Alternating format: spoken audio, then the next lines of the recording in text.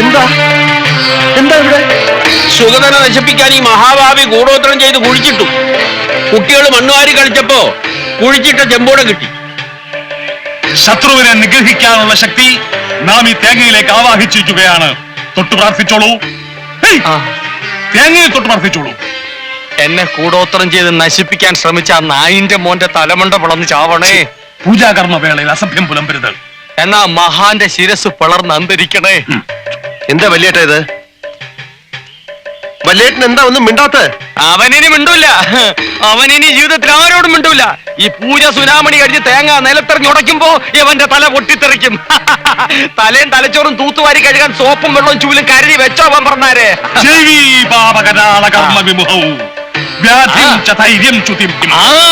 കൂടോത്രം ചെയ്തവൻ ഈ പരിപാടി കഴിയുമ്പോ വിവരം അറിയുമെന്നാണ് ചേർക്കോണ സ്വാമി പറയുന്നത്. പറ സ്വാമി, പറ പറ സ്വാമി പറഞ്ഞോ. പ്രജ്ഞസ്വച്ഛമന പരാക്രമ ഗുണാൻ വൈരിക്ഷയക്ഷയ പ്രത്യർത്ഥി. കേട്ടോ, ആക്രമിക്കാൻ വന്നവൻ ക്ഷയരോഗം വന്ന് കൊരച്ച് ചാവുമെന്ന്. ഇപ്പൊ പറഞ്ഞോ ഏതവനാ ചെയ്തെന്ന്. സത്യം തുറന്നു പറഞ്ഞ് മുന്നോട്ട് വന്നാൽ മരണത്തിൽ നിന്ന് രക്ഷപ്പെടാം.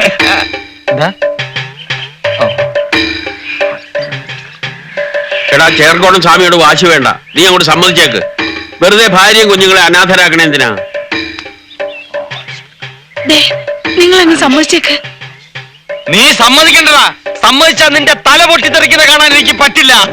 ഭഗവാനെ, സൂര്യാദിഗ്രഹങ്ങൾ വീരത്തിലും രാഹുകേതുക്കളാകുന്ന അനിഷ്ടഭാവനാഥന്മാരോടും കൂടി നിൽക്കുന്നതായിട്ടാണ് കാണുന്നത്. അതെ, അവൻ അവിടെ തന്നെ നിൽക്കുകയാണ് എന്നെ നശിപ്പിക്കാൻ, എന്നെ കുളം തോട്ടാൻ. പക്ഷെ നടക്കില്ല. അതിനു മുമ്പേ പൂച്ച പുറത്തായി.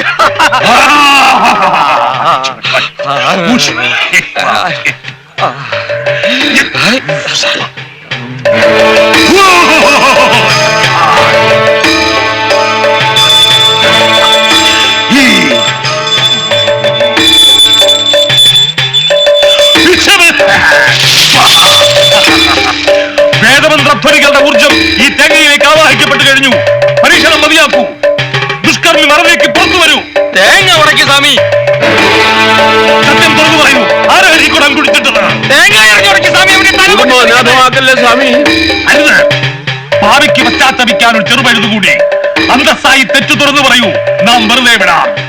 വെറുതെ വിടാൻ പറ്റില്ല. മന്ത്രവാദി ചതിക്കല്ലേ. ഈ തേങ്ങയും തലയും അണ്ടകരാഹങ്ങളും ഞെട്ടിച്ചുകൊണ്ട് പൊട്ടിച്ചതിനു മുമ്പ് ഉമ്മ തുറന്നു പറഞ്ഞോളൂ. ഇനിയും ക്ഷമിക്കാനാവില്ല. പൊട്ടിക്കണോ എങ്കിൽ അനുഭവിച്ചു. ഞാൻ പൊട്ടിക്കാൻ പോകുന്നു. ഇപ്പൊ പൊട്ടിക്കും. അടുത്ത നിമിഷം പൊട്ടാൻ പോകുന്നു. ഇപ്പൊ പൊട്ടും. ഇപ്പൊ പൊട്ടും. അടുത്ത നിമിഷം പൊട്ടിച്ചു. പൊട്ടുന്നു. തനിക്ക് പൊട്ടിക്കാമെങ്കിൽ ഞാൻ പൊട്ടിക്കാവിടോ. അയ്യോ,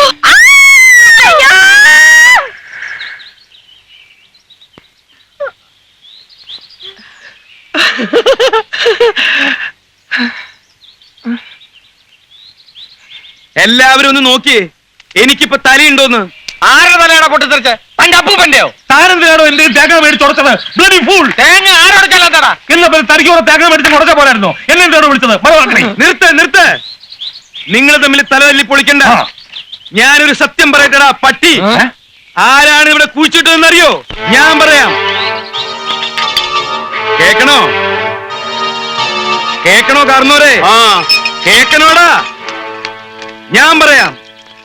ഞാൻ തുറന്നു പറയാം. ഞാനാ ഇതിവിടെ കുഴിച്ചിട്ടത്. ഓടോ. ഇത് മാത്രല്ല, ഇതുപോലുള്ള മാരക മന്ത്ര തകിടുകൾ ഈ വീടിന്റെ പല ഭാഗത്തും ഞാൻ കുഴിച്ചിട്ടിട്ടുണ്ട്. കണ്ടുപിടിക്കാൻ എത്ര വലിയ മന്ത്രവാദി വന്നാലും ഒന്നും നടക്കില്ല. 5 പ്രാവശ്യം നീയോ നിന്റെ കുടുംബമോ അതിനെ മറികടന്നാൽ ദേഹമാസകലം പുണ്ണു പിടിച്ച് പഴുത്ത് പുഴുത്ത് ദ്രവിച്ചിട്ടോ. കൂടോത്രം ചെയ്തവരെ ശിക്ഷിക്കാൻ ഇന്ത്യൻ ഭരണഘടനയിൽ വകുപ്പിലിട പുല്ലേ.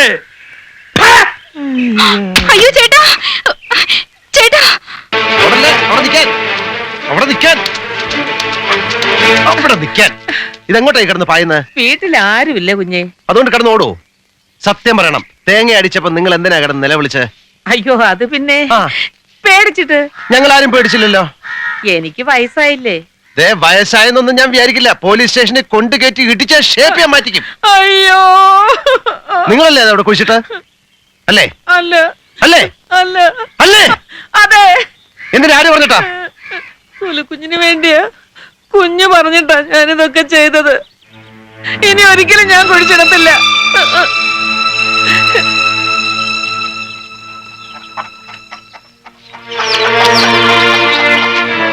മോളെ, നിങ്ങൾ എല്ലാവരും ഇങ്ങനെ തുടങ്ങിയാൽ സുഗതനോട് ഒന്നു പറ, ഇച്ചിരി ക്ഷമിക്കോ. പിന്നെ ആരാന്റെ അമ്മയ്ക്ക് പ്രാന്ത് പിടിച്ചാ കാണാൻ നല്ല രസമായില്ലേ? ഈ നീചന്മാരുടെയും കൂടോത്രക്കാരുടെയും കൂടെയുള്ള പൊറുതി എനിക്ക് മതിയായി. സർക്കാർ എനിക്ക് ക്വാർട്ടേഴ്സ് തന്നിട്ടുണ്ട്, ഞങ്ങൾ അങ്ങോട്ട് പോവാണ്. അവനത് വെറുതെ പറഞ്ഞതാ. പറഞ്ഞതല്ല കേട്ടല്ലോ. ഇനി എന്തെങ്കിലും മൊഴിയാനുണ്ടോ? അപ്പൊ ഞങ്ങൾ മൂന്നാളും ഐശ്വര്യമായിട്ട് ഇറങ്ങാണ്. നിങ്ങൾ രണ്ടാളും എന്റെ പുറകെ സൂക്ഷിച്ച് നടക്കണം. വാ വാ. നിക്ക് നിക്ക്, നേരെ വഴി പോണ്ട, ഇതിലേ പോ. ആ പരമദ്രോഹി ഇവിടൊക്കെ കുഴിച്ചിട്ടിരിക്കാവും. ഓനെ നീ മറികടക്കല്ലേ, പഴുത്തു പോവും. അവന്റെ മുമ്മയുടെ ദൈവമേ. എടോ കുറുപ്പേ, എന്നെങ്കിലും ഏതെങ്കിലും കേസിൽപ്പെട്ട് നിന്നെ എന്റെ കസ്റ്റഡി കിട്ടും, അത് ഉറപ്പാ. അന്ന് നിന്റെ കർസയായിരിക്കും കേട്ടോടാ.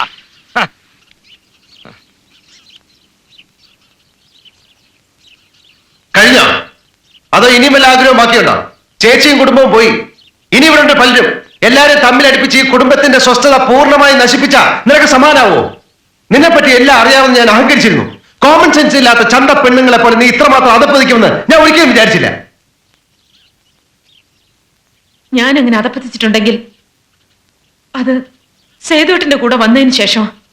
എടീ, ഇപ്പൊ പറഞ്ഞല്ലോ ഞാനാണ് അവരെ തമ്മിൽ അടുപ്പിച്ചതെന്ന്. മുഖത്തോട് മുഖം നോക്കിയാൽ കടിച്ചു കീറാൻ നിൽക്കുന്ന ഇവരെ ഞാൻ തമ്മിൽ അടുപ്പിച്ചത്രേ. അതൊക്കെ നേരത്തെ കുടുംബക്കാരുടെ രക്തത്തിലുള്ളതാ.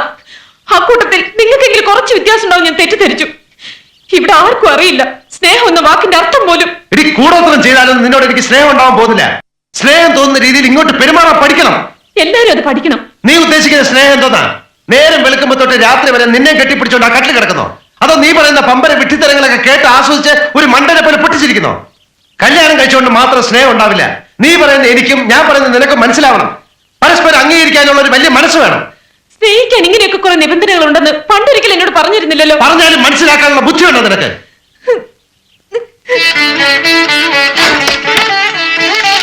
ബുദ്ധിയില്ലാത്ത എന്നെ നീ എന്റെ തേനാണ്, പാലാണ്, ചക്രക്കുടാണെന്നൊക്കെ പറഞ്ഞ് പുകഴ്ത്തിരുന്ന നിങ്ങൾക്കിപ്പോ ഞാൻ ഒന്നിനും കൊള്ളാത്ത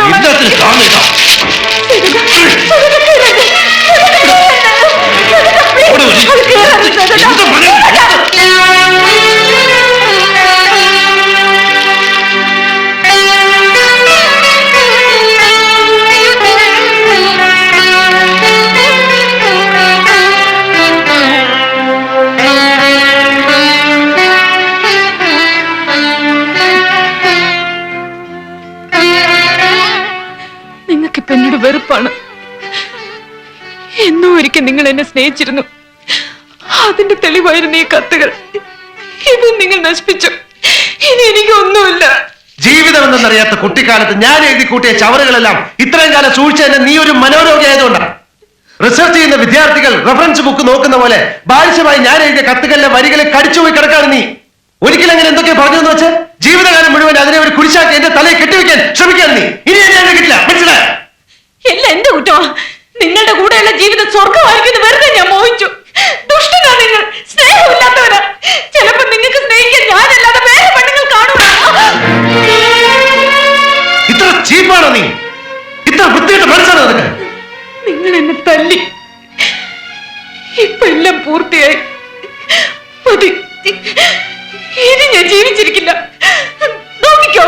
നീ എവിടെയെങ്കിലും ജീവിക്കും, മരിക്കും, എന്തെങ്കിലും ചെയ്യും.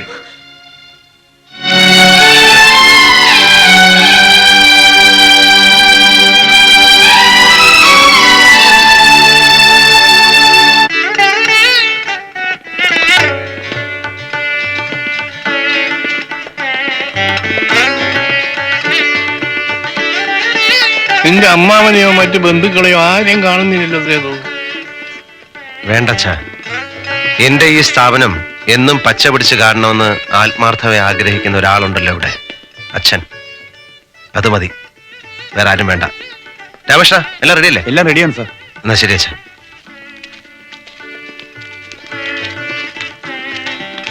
മെയിൻ സ്വിച്ച് അങ്ങോട്ട് ഓൺ ചെയ്താൽ മതി.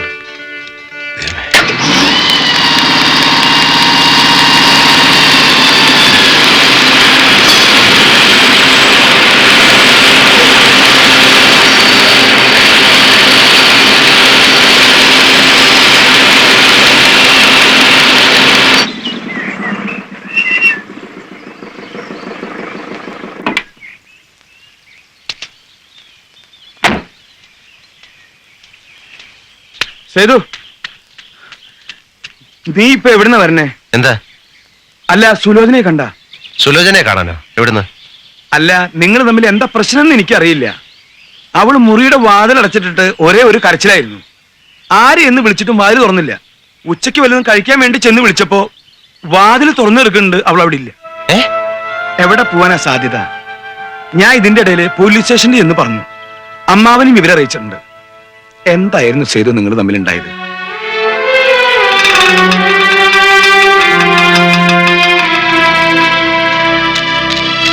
എന്തായി? നമുക്കൊരു അത്യാഹിതം സംഭവിച്ചിട്ടുണ്ടാവില്ല എന്ന് ഊഹിക്കാം. പക്ഷേ ഒരു വിവരം കേട്ടു. എനിക്ക് അവിടം വരെ പോയി നോക്കാനുള്ള ധൈര്യം ഇല്ലാത്തതുകൊണ്ട് ഇങ്ങോട്ട് പോന്നതാ. എന്ത് വിവരം? അവിടെ ഒരു പെൺകുട്ടി വണ്ടിക്ക് തല വെച്ചു എന്ന്.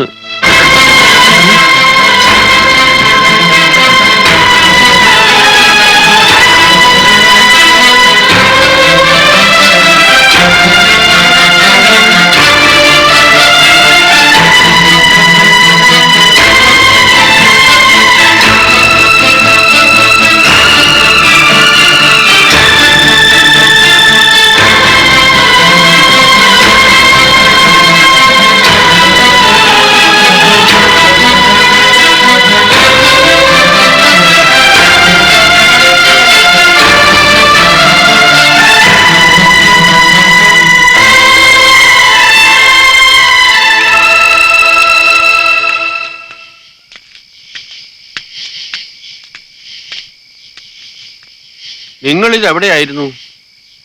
അന്വേഷിക്കാൻ ഇനി ഒരു ഇടവും ബാക്കിയില്ല. നീ ആദ്യമൊന്ന് നോക്ക്.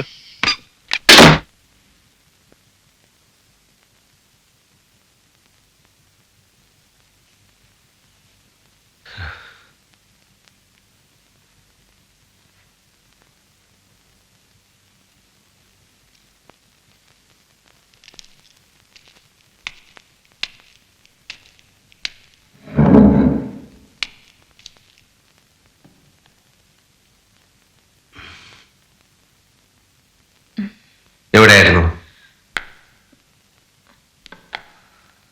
ചോദിച്ച കേട്ടില്ലേ?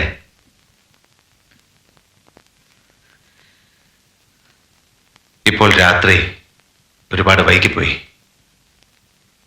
നാളെ നേരം വെളുക്കുമ്പോ ഇവിടുന്ന് യാത്ര പുറപ്പെടാൻ ഒരുങ്ങിക്കൊള്ളൂ. നിന്റെ വീട്ടിലേക്ക്. പൊരുത്തപ്പെട്ടു പോകാൻ കഴിയില്ല എന്ന് പൂർണ്ണമായി ബോധ്യമായി കഴിഞ്ഞാൽ പിന്നെ വേഗം അകലുന്നതല്ലേ നല്ലത്. വേണ്ട. ആ വിളി കേട്ട് സന്തോഷിച്ചിരുന്ന സേതു ഇപ്പോഴില്ല. അധികം സംസാരിച്ച് കൂടുതൽ വഷളാക്കണ്ട. വെറുതെ പോലും ഇങ്ങനൊന്നും പറയരുത്. ഞാൻ തകർന്നു പോവും. ഞാൻ തകർന്നു പോവും. എനിക്ക് വേദനിക്കും. എന്നെ ഓർത്തില്ല, എന്നെ കണ്ടില്ല എന്നല്ലാതെ നീ എപ്പോഴെങ്കിലും എന്നെ കുറിച്ച് ഓർത്തിട്ടുണ്ടോ? നിന്നെ കാണാനില്ല എന്നറിഞ്ഞത് മുതൽ ഞാൻ അനുഭവിച്ച വേദന, ഞാൻ തിന്ന തീ, നിന്നെ കുറിച്ച് മാത്രം ആലോചിക്കുന്ന നിനക്കത് മനസ്സിലാവില്ല. എന്തായിരുന്നു ഉദ്ദേശം? എന്നെ ഭയപ്പെടുത്തി സ്നേഹം സമ്പാദിക്കാനോ? അതോ എന്റെ ഒരു നല്ല ദിവസം നശിപ്പിച്ച് സന്തോഷിക്കാനോ? ഒരു സമാധാനത്തിന് വേണ്ടി ശ്യാമയുടെ വീട് വരെ. അവിടെ നിന്റെ അമ്മയുടെ നായരുണ്ടായിരുന്നു സമാധാനിപ്പിക്കാൻ. ഇങ്ങനെയുള്ള വാക്കുകളൊന്നും എന്നോട് ഒരിക്കലും. കുറെ അധികം ചക്കര വാക്കുകൾ ഊട്ടി വളർത്തി നിന്നെ ഞാൻ വഷളാക്കി. ആ സേതു ചത്തു. പുതിയ സേതുവിന് എടുത്താൽ പൊങ്ങാത്ത ഭാരമാണ് നീ ഇപ്പോ. എന്നെ മനസ്സിലാക്കാൻ കഴിയാതെ എന്നെ സ്നേഹിച്ച് കൊല്ലുന്നൊരു ഭാര്യയെ സഹിക്കാൻ ഇനി എനിക്ക് വയ്യ. ക്ഷമിക്കണം. ക്രൂരമാണ്, അറിയാം. ഇതിലും ക്രൂരമായിട്ട് എന്തെങ്കിലും നാളെ സംഭവിക്കാതിരിക്കാൻ വേണ്ടി ഞാനെടുത്ത ഉറച്ച തീരുമാനമാണ്. നമുക്ക് പിരിയാം. നമുക്ക് പിരിയാം.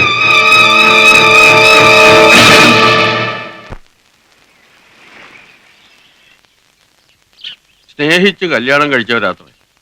വർഷമൊന്നും തികഞ്ഞില്ല. ഒന്നിനും ഒരർത്ഥമില്ലാന്ന് തോന്നിപ്പോവാ.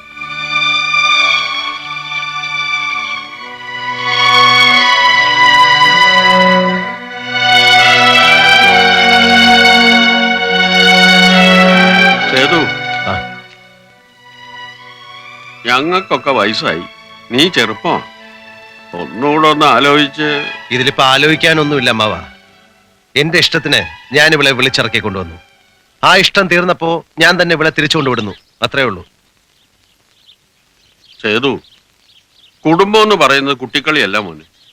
ഉടുപ്പ് മാറുന്ന പോലെ തോന്നുമ്പോ എടുത്തിടാനും തോന്നുമ്പോ വലിച്ചെറിയാനും ഉള്ളതല്ല ഭാര്യ. ഉടുപ്പ് മാറുന്നത് പോലെ എന്ന ഉദാഹരണം ഇവിടെ യോജിക്കുന്നില്ല മാവ. ഞാൻ പറയാം. ക്യാൻസർ വന്ന ഭാഗം ചിലപ്പോൾ ഡോക്ടർമാർ മുറിച്ചു കളയുന്നത് അത് ശരീരത്തിന്റെ മറ്റു ഭാഗങ്ങളിലേക്ക് പടരാതിരിക്കാനാണ്. അതുപോലെ ഇതും. മനസ്സിലായോ?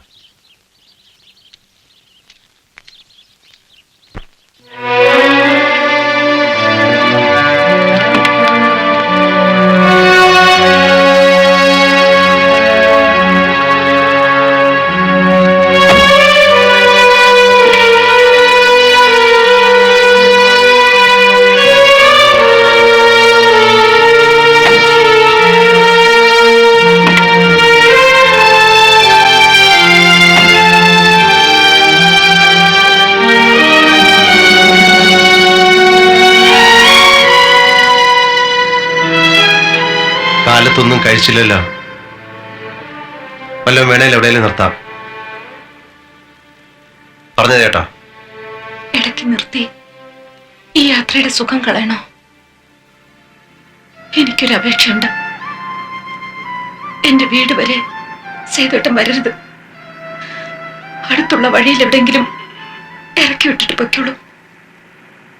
നമ്മൾ തമ്മിൽ ഇങ്ങനെയൊക്കെ ആയെന്ന് തൽക്കാലം എന്റെ വീട്ടുകാരെങ്കിലും അറിയാതിരിക്കട്ടെ. പിന്നെ പിന്നെ ഞാൻ പറഞ്ഞാ മതിയല്ലോ.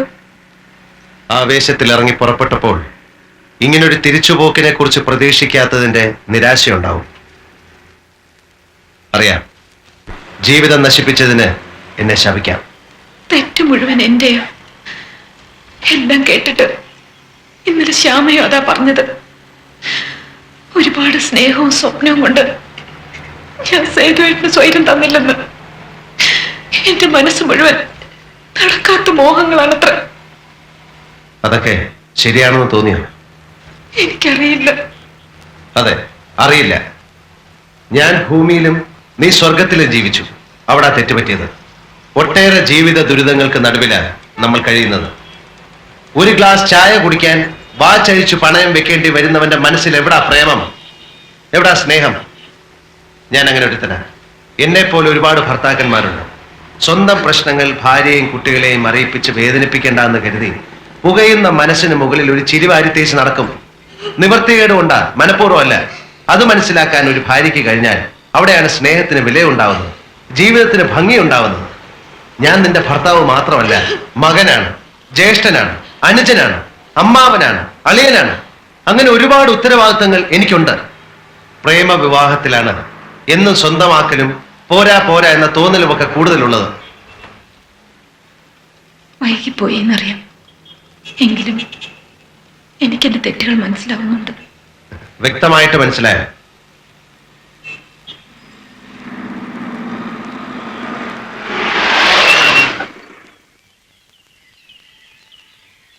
എങ്കിൽ പിന്നെ നമ്മളിപ്പം എന്തിനാ പിരിയുന്നത്? ഒരിക്കൽ പാതി വഴിക്ക് നിന്നുപോയ നമ്മുടെ ആ ഹണിമൂൺ ട്രിപ്പില്ലേ ഊട്ടിക്ക്, അവിടുന്ന് വീണ്ടും തുടങ്ങാം അല്ലേ?